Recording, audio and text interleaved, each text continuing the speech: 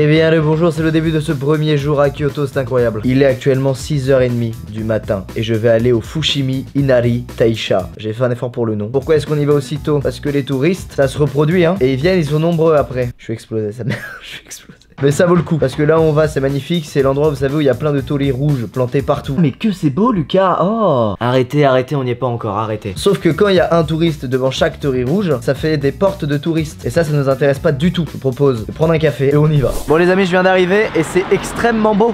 Waouh. Et voilà. Merci camion, ça me fait plaisir, gâche mes plans. En fait c'est un sanctuaire où les gens viennent faire la prière. Et le passage très connu avec tous les tauliers rouges, c'est plus haut en fait. C'est une randonnée qui dure 2 heures. On se retrouve au tauli où je vous donnerai des détails sur ce que c'est. Voilà, parce que je me suis renseigné, je me suis documenté, oui.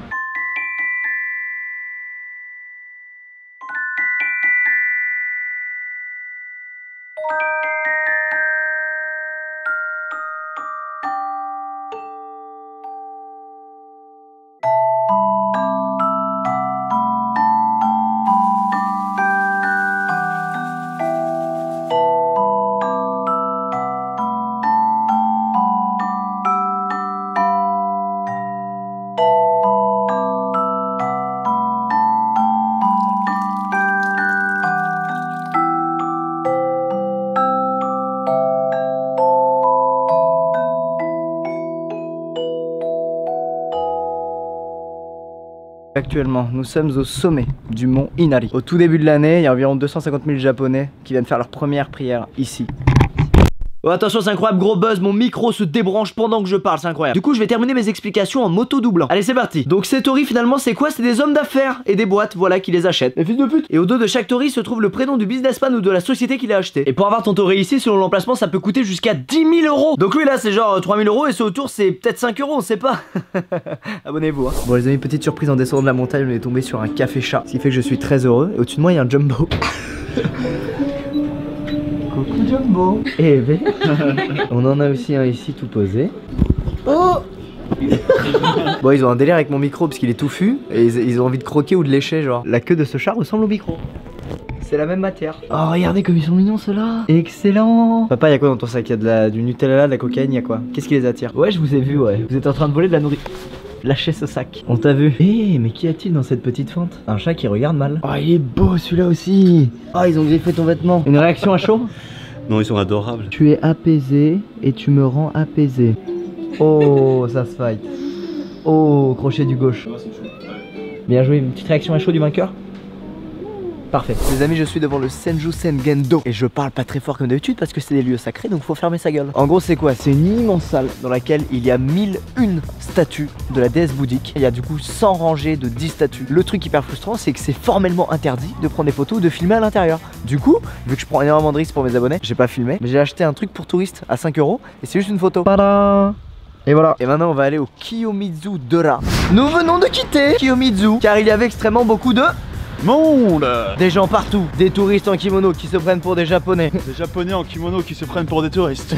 On ne savait plus où se mettre. Du coup on va à Pontocho, le quartier des putes de l'époque. Non parce que là les gens ils croient que c'est vraiment... À l'époque c'était le quartier des prostituées. C'est très beau et surtout le soir quand le soleil se couche, il y a plein de petites lanternes très jolies. Très bien, nous arrivons dans la rue Pontocho, voilà. Même s'il fait jour, les lanternes sont présentes hein. Excusez-moi, est-ce que vous pouvez laisser passer le professionnel s'il vous plaît? Pardon, excusez-moi. Pardon, excusez-moi, hein, pardon. C'est donc une petite rue très étroite, peux-tu me laisser tranquille s'il te plaît? Et ici il y a un maximum de petits restaurants. Eh mais c'est une lanterne. La rue est très grande et très fine avec un max de lanternes. Je vais répéter ça 20 fois, j'ai que cette anecdote, désolé hein. Alors Pontocho c'est une rue qui est dans le quartier de Gion. Et Gion c'est un quartier très cool, pourquoi? Parce qu'on peut y croiser plein de geishas et de maiko, voilà comme là-bas derrière. Et aussi des enfants courir et se blesser dangereusement. Mais tout ça Lucas c'est intéressant, mais tu vas faire quoi dans ce quartier? Et ben moi je vous propose de faire de la balançoire. Moi je vais en faire une mais j'attends qu'ils partent. Du coup je le regarde d'un air menaçant et puis il m'attend 30 minutes. Bon clairement c'est une provocation de leur part, ils veulent pas nous filer la balançoire. Et ben nous on va les agresser carrément.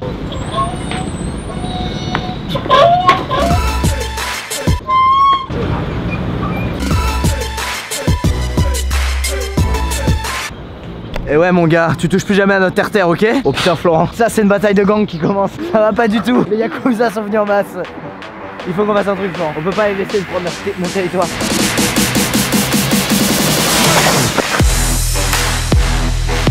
Et voilà mon gars, pour tous ceux qui hésitaient, qui voulaient prendre possession de notre terre-terre, et ben on est...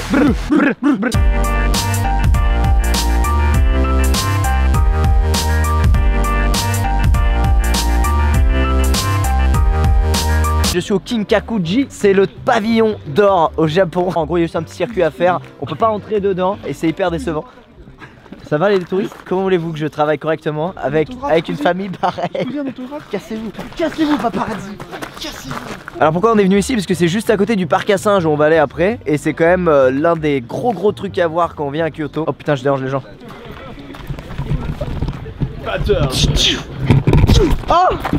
Je win! J'ai perdu mon duel de caméra avec un japonais, c'était un grand moment. Putain il est beau! Donc là bien sûr on peut voir les 1% qui possèdent toutes les richesses du monde. Et la classe moyenne ici présente, représentée par ces carpes. Et finalement c'est une leçon de vie le pavillon d'or. C'est ça qui est bien. Alors juste ici, c'est le pavillon invisible. Mais sinon je me suis toujours senti soutenu par ma famille. Alors là tu peux lancer des pièces dans un bol et si tu réussis ça te porte chance. Comment se ruiner en une leçon? Inutile d'acheter des skins sur Overwatch. Venez au pavillon d'or. Bon vas-y à moi. Oh bon, comme vous pouvez le voir l'argent des abonnés il est bien investi. On le lance dans un bol. Attention Lucas, la réussite n'est pas là. Oh Florent, comme depuis le début de ta vie, je t'ai encore battu à un jeu. Ça va? Ça va Florent? Mais viens là Florent, mais c'est pas grave. Ok on a continué notre chemin et on tombe sur quoi? Un deuxième bol. Ce qui est bien c'est qu'ici ils veulent vraiment que tu dépenses ta thune.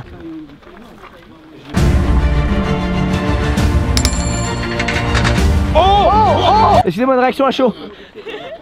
Excellent. Nous on jette pas notre argent par les fenêtres, on le jette dans un bol. Papa. Ok j'ai aperçu mon premier singe, il est juste là. Et il y en a un deuxième juste là. On va pouvoir acheter de la bouffe et leur tendre. Ça va mon grand? Un artiste en action. Bon ce qui est cool c'est qu'on va pouvoir les nourrir en fait. On va aller dans une cage. C'est eux qui sont à l'extérieur et nous qui sommes en cage. J'arrive les gars, tenez le coup. Oh. Il était tellement mignon, c'est un bébé. On avait le choix entre des pommes et des noix de cajou, j'ai pris une noix de cajou. Tu prends ça? Ouais, je prends tout moi. Il mange tout. Oh ça y est, il y a du monde qui se ramène. Ça va mon pote? Hop là. C'est trop mignon comme ils prennent ça dans ta main. En fait pour eux c'est l'apéro quoi, ils sont posés. Il est tellement mignon. Hop là.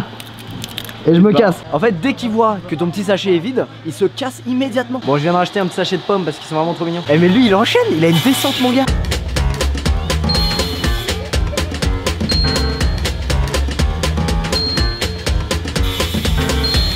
Non mais mec, gros t'en as mangé 20 minutes. Non, on fait un check mais je te donnerai plus de morceaux. Oh il est mignon, ok je craque. Donc tu peux acheter des morceaux de pommes pour les donner aux singes. Mon père a fait le choix de les manger lui-même. Moi je suis un singe en fait, faut bien le croire. Les amis, le maître des singes vient de tous les appeler. Donc je pense qu'il va tous les nourrir en même temps. Ce qui promet de donner de très belles images.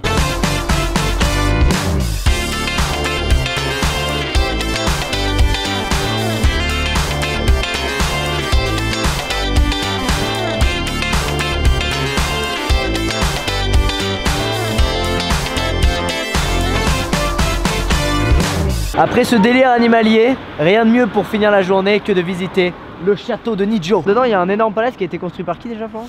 Il a été construit par Ryogawaka Teki no Kureu il me semble. C'est pas plutôt l'ulti Danzo ça?